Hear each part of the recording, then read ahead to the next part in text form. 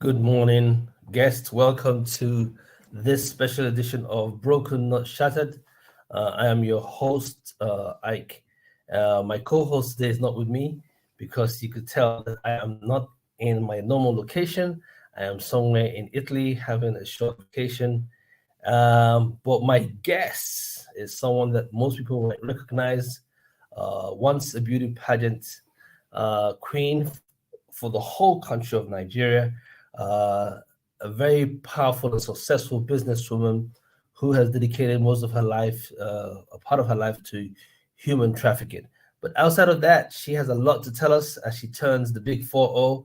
Ladies and gentlemen, welcome today on this special occasion, my guest, Dr. May Ikeora. Hey, May, how are you? Welcome to Broken Not Shattered. How you doing? I'm well. I'm well. I'm good. Very Good, well. good, good, good, good. Thanks for making out time to be on the show today. I know you have a very busy schedule. You're a very busy woman, but I thought it'd be nice to have you speak. I've been out here for the last couple of days in Italy, and beautiful, beautiful, beautiful part of the country that I'm in. But I just remembered the work that you've done in human trafficking and all that great stuff that you've done. You're also the big CEO of this great cosmetic line that has expanded out of Nigeria and is now gone global. Congratulations on that. Thank you. As a successful businesswoman, May, what are the challenges that you normally face on a regular basis? What have you faced? I mean, everybody sees you, you look the part, everything is so glamorous on the outside. But are there any experiences that you've had that you would like to share that could have broken you but did not? Well,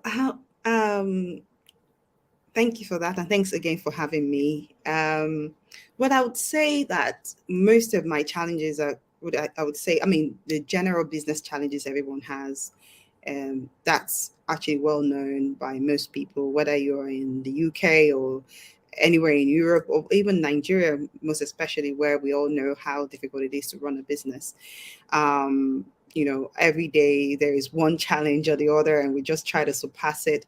I think one of the my biggest challenge as a businesswoman is, the territory at which I run my business, whether be it my job as an independent consultant on anti-trafficking or as a CEO of a skincare business.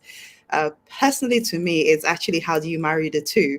Because I work in two very separate sectors. On one hand, I'm this serious-minded academic person, very technical in my career. I've been working in the area of human trafficking, anti-trafficking for over uh, over 15 years, which is a Wow, very long time. that's a long Uh, time. I, yeah, I have a PhD doing exactly the same thing. I've worked in different parts of the world on this particular subject, whether be it Europe, America, Africa. I would say that I started to build my work experience in Nigeria in the last 6 years. I And haven't really before worked then, in Nigeria. Huh? so before Sorry. then, where were you? Before then, I was in the UK, and most of my consultancy was in other parts of Africa, but just not Nigeria. Okay. And so I did write a book to this effect to ensure that to actually begin to tell the story of Nigeria and how they collaborate with other countries as it has to do with human trafficking. But going back to my challenge as a businesswoman, like I said, the first thing was also trying to marry the two things I do together. One in the area of beauty, another in the area of human rights. And but the truth is that these two things, they actually are kind of similar in a way. I deal a lot with women as the commodity for for trafficking. As you Right. already know, most women are trafficked than men, but boys do get trafficked as well for different reasons. We also in the skincare industry, I cater more to women than I cater to men. Um, I, and what I would say is very common with these two things for me is how do we source? Are we sourcing from places that um, are from places that use forced labor Abuse. or Yes, use exactly. victims as well. So there is a lot of ethics that one has to adhere in business, where that's whether it does matter what kind of business it is. So in that way, I was able to marry this over the years, but it was actually a big challenge for me in terms of apart from the difference in subject area, but also in terms of my time as well, and also how people recognize me. If you go to my LinkedIn page, it's very you would see a lot of my work in the humanitarian sector and less of me in my business, and that's because I don't want to confuse people as to what I do. I guess that in itself is actually very, very big for me.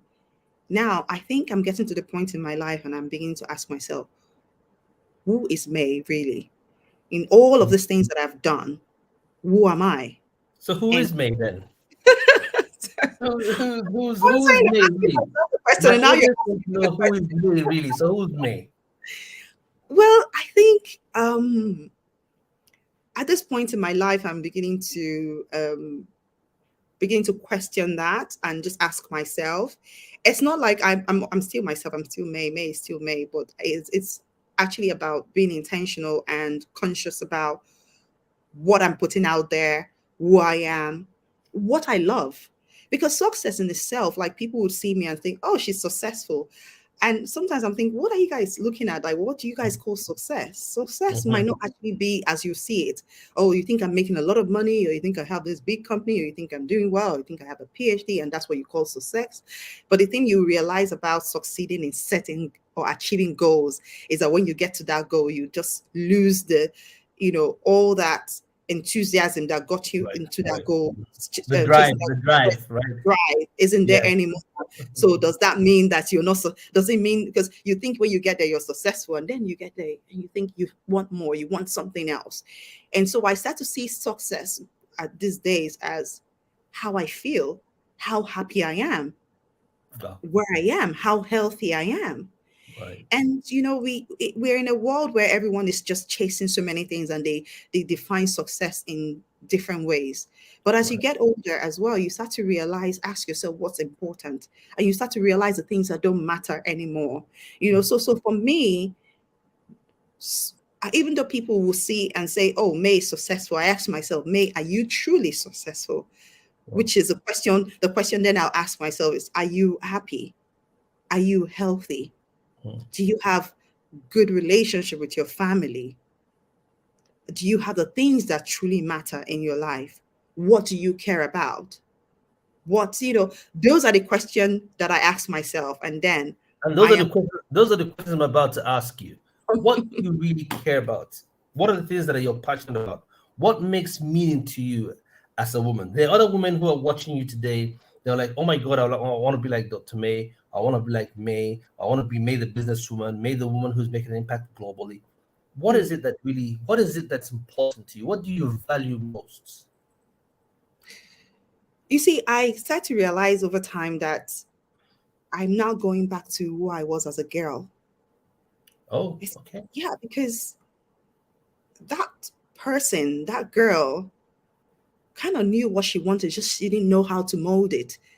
She's not had experience in this world to understand what it meant, what she's looking for. How do you coin it in a society like this?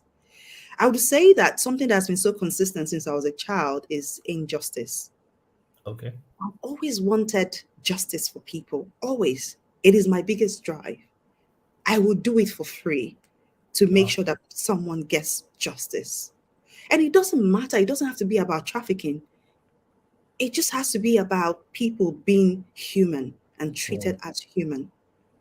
And I find that that gives me a lot of joy if I'm able to be generous with my time with certain people, be it a young girl who's trying to Right. find a way in life, who might make a mistake, and I could direct them. I could also find it in meeting an older person who thinks that it's over for them and they cannot dream. And I tell them, oh my God, I can't believe you're doing this at this age. You are incredible. Wow. I can do that in, seeing a homeless person and I'm thinking, what solutions can we bring? I can see that in anti-trafficking as well and think, how can I make girls realize that they are not commodities, and how can I stop these traffickers from making them one? How can I make people understand what's going on in our society? How do I stay conscious? Justice is not always about law. It's all about being completely human. Right. And I find that that gives me life in itself. But then as I get older, the difference I'm doing from what I did as a young girl is thinking, how do I give justice to me? Oh. Hmm. Because all of this I speak about other people. Yes, yes. So Don't think, this is all you giving out, giving out, giving out, giving out. what But now about you're me? thinking, but now you're talking about how about me? What do I give to myself? What do I give myself? Right. So And self-care. This is what I talk yeah, about. I mentioned this on one of my shows not too long ago, May, and I was talking about self-care. That unless we care for self first, it is yeah, difficult for you to care for someone else. If you're on a plane, when I was flying into Italy, right? The regular stuff. If the plane goes down, the mask is going to drop. They will always tell you, put your own mask on first yes, yeah, before you assist someone else, even if you have a toddler with you. So that goes to show you that if you're not centered well, right? yeah. You don't have self-care for May, then it's difficult for May to keep on going on and pouring out because May is giving all of herself what is coming back in. Wow. Hold that thought, May. We're going to come back after this short break, and then I have some very other questions, more questions for you. This is interesting.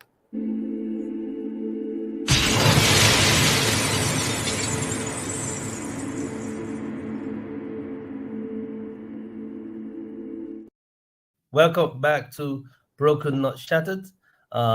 May is in the house with us. Hey, Dr. May, we were just talking about stuff, and you said that you have given more of yourself as you get older. You're now giving back. I have a question for you. Next month, you will turn a year older, right? Next month, you will turn a year older, right? Mm. And you've accomplished quite a bit. Um, you don't look your age, which is something else.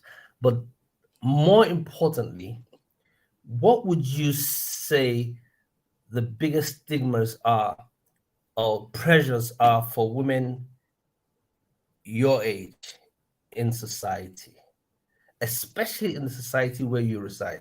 This is seen mostly across board, but I know you're based in the continent of Africa and you see those challenges pop up on a regular basis. Yeah. What are those big stigmas and those big challenges that people have for you? Oh, wow. I mean, the biggest one is marriage. It's like everyone is always asking you when you're going to get married and all of that. I'm lucky enough, I don't have those sort of pressures from my family. I would say that it's actually their goodness. It's their how understanding they are is what even pressures me. To be honest, I think if people are aggressive towards me when it comes to things like that, I don't even respond. But when it's people come at me with this with love, and which is how my family come, like, want me to meet someone nice that understands me, that that would add some flavor and love into my life and some happiness and joy into my life. That's what they want from me.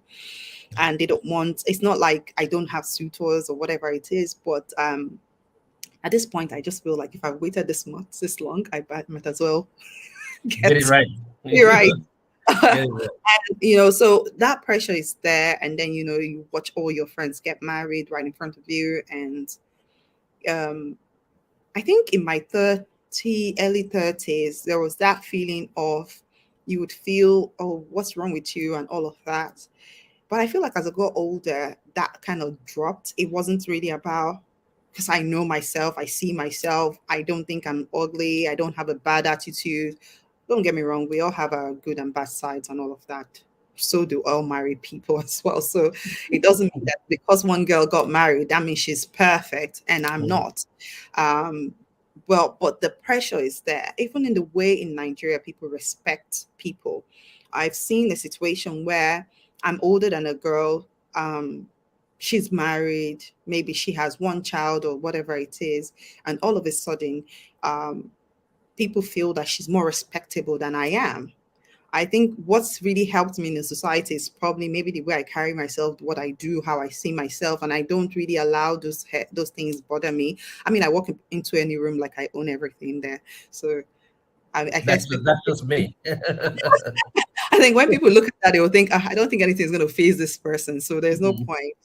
But I wouldn't deny the fact that the pressure is there. I would say for me, it is actually reducing rather than increasing, right? I think it follows different phase where at this point, is it that people just think, oh, when they think of your age, they will think, oh, she just wants to get married. So if a guy meets you now, they think, oh, she wants to get married. Definitely at this age, of course, she wants to get married. So even before they get to know you, they already have this conception that that's what you want. But And so you jump for it. Sorry. And so they expect you to jump for it.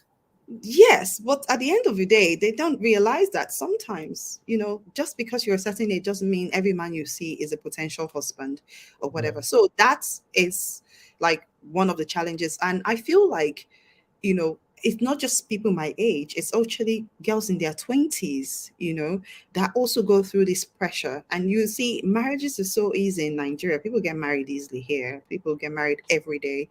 And I feel like people get married easily now than they did in those days, because I feel like these days people get married for the wrong reasons, and that's why we are seeing a high rate of divorce among very young people getting married tomorrow because they know that marriage doesn't cage them.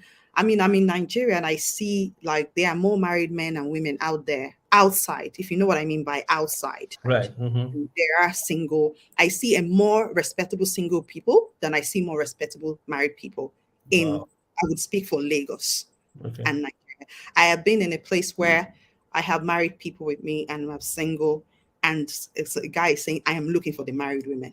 Simple as plain. That's what's going on in Lagos. So for some of us who are not married, we just hope that what we see out there wouldn't discourage us from that institution called marriage, honestly.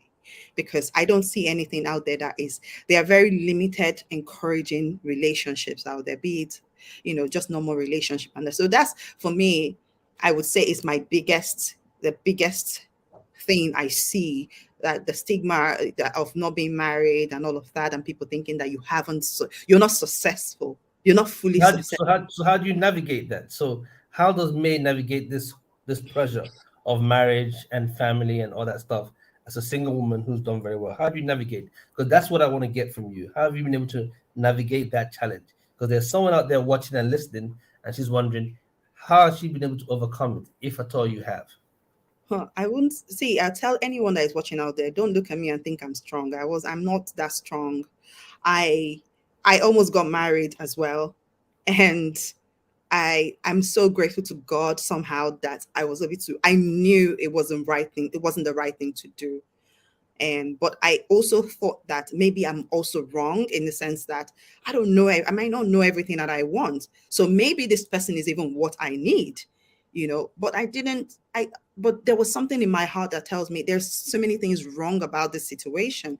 And we all have that nagging thing at the back of our mind, but we are between the devil and the deep blue sea. Oh, the devil being, going out in society and people stigmatizing you, or having to patch with the wrong person as a partner. So there's that. And there are a lot of women struggling with that decision. There is a lot of strength that comes, and courage that comes with saying, I will leave my truth and I will tell my truth. And I also know that my truth also could hurt me. And then sometimes I might be on my own, and sometimes I might lack the companionship that I need from this, or sometimes I might lack all these things that you imagined you would not have. But trust me, there are some people in marriages that don't have that. That you A lot think of people are miserable in their marriages. So There are a lot of my thing is telling myself the truth, and the truth is not just about the good stuff; it's also the bad stuff. And also realizing, and so I think someone told me, one of my friends that turned 40 last year, and she said to me, you know what, May, what I've just realized after turning 40 is that I'm not caring about those things as much anymore. Right. I'm not. It's not. as prominent. It's just incredible how that has switched for me. And she said to me, May, trust me, when you turn 40, you will understand what I'm saying. These things wouldn't matter to you. You would completely shift your focus. And so if you meet someone, they already know they're meeting a very matured woman who knows exactly what she is looking for. And even for me, I'll see even my attitude in life. I'm a more matured woman. My behavior is different. The things that I don't quarrel over stupid things anymore. Like there's a lot of things that if I don't waste my time, if I like you as a person, you don't have to chase at me too hard. If I don't like you, I don't like you. I mean, there isn't that all that games we play as young people isn't there anymore. So you're So I becoming more and more self-aware, more self-aware, exactly, celebrating myself more. So it both the things you asked me in the beginning and now they just all marry together, from your career to you as a person. I mean, 4 years ago, 3 years ago, I was such a workaholic. When I mean a complete workaholic. And now I try to live a very harmonized life where I'm thinking on a Sunday. I went to, like when you said you're very busy, and I think you're thinking about the May you used to know, very, very busy. I am busy, but I think that you cannot be too busy for yourself. Right. That's right. So I'm not today. I'm not. I create time for myself. Right. I would, I take my rest. I appreciate myself. I feel like I'm a bit of a baby girl now, more than I used to be. I mean, for those who used to know, for those who knew me in my 20s, they would say May dresses like an old woman, like a married old woman. And now they're thinking, what's going on? Is she getting younger? Is she getting older? I mean, if you look at my pictures in my 20s, my late 20s or my early 30s, you would probably say, it's not the same person. So I thank God for everything, really. I think I have God to thank because my spiritual journey has contributed immensely to me understanding this and in knowing that there is no one greater than God in itself. And it's not just about what I'm saying as, oh, I'm trying to be all religious and all of that. No, this is my spiritual life. It has got nothing to do with churches or any human being. But it has to do with me living my truth with my Father and understanding I'm such a flawed human being and understanding that I put God first before I do anything. And I also see the difference when I don't put God first, because when people talk about how their relationship with God is so perfect, my relationship with God is not that perfect. I would say that. But if we could see God as a friend, and I say, Ike, you're my friend, I will tell you when I'm making a mistake and how I truly feel. And sometimes they might not be very nice things I'm saying. And that makes you and I closer. Why can't I tell God the same thing? God, I'm not feeling so great. I'm not feeling like I like this thing. I'm feeling like something else. I feel like I want to party, but I don't even know how to control that. Or honesty. Vulnerability. And that is what the relationship is all about. It's the ease of the relationship. Absolutely. Like you said, you don't see him as some spooky ghost out there. You really see him as a father or as a friend, because you have this very vulnerable relationship with him where you can openly tell him how you feel. He's not going to judge you. He's not going to condemn you. And then you guys are going to go back and forth, and he can completely understand. And that's where the relationship is. It is in that bonding of, I can be who I am because you know me. Yeah. Right. Yeah. Absolutely. And I can tell you exactly my struggles because you wouldn't judge me. You genuinely love me for who I am. And that's what. And if sometimes we can transfer that kind of relationship into our own personal human relationships, we'll have better relationships where people can just be themselves. People say, oh, Ike, you're not transparent, you're not transparent, you're not transparent. And I keep on telling them, for me to be transparent, there has to be an enabling environment where I can be myself. Because there's some people too who I'm very open and transparent to. And they're like, wow, this guy is as transparent as he can be. Why? Because in those relationships, I can be myself. They're not going to judge me. They're not going to judge you, May. They're just going to be able to be yourself. And in those environments, you blossom better because that's what you're talking about that you have with your Father in your spiritual walk. But also, there must be some elements of brokenness. So how do you now deal with the brokenness? Well, I was going to say there's a key word you mentioned there, and that's judgment. And, we read also parts of the Bible so many times, and maybe one day we truly understand the version that we've read. Okay. And for me, there are different versions, but this thing about judgment, and the Bible says, do not judge. Right. And and one day I just had this epiphany, and it was just watching a movie. And have you ever watched a movie where you're supporting the protagonist to kill someone? Right. But you shouldn't murder. Murdering is a bad thing. But Yeah. somehow you're like happy that he's killed someone. Like, the reason why is that you're watching a movie is like being God. You see every part everything of play out. Yes. every play out. You see it. So someone is trying to judge you now and say you're not transparent. You can't see, like, that's the version you're seeing. You're not seeing everything. Right. You don't see everything. And so if we understand what the Bible says about judgment, do not judge. It's not because of so many other things that we are thinking about, so that you shouldn't be judged by God and whatever it is. It also helps you as a human being to understand there are so many sides to a story that you can see. Even for you as a person, when you meet someone, it takes a lot of practice for you to say, this person has treated me this way. Can I see it another way? If you watch somebody that you don't like, you don't even know what it is that they are struggling with as well. You don't know what they do in their darkest moments, in their room, how they cry, but they come out and they feel so strong. So when you say, you even for the title of your podcast, broken and not shattered. All of us are broken. Correct. All of us are broken.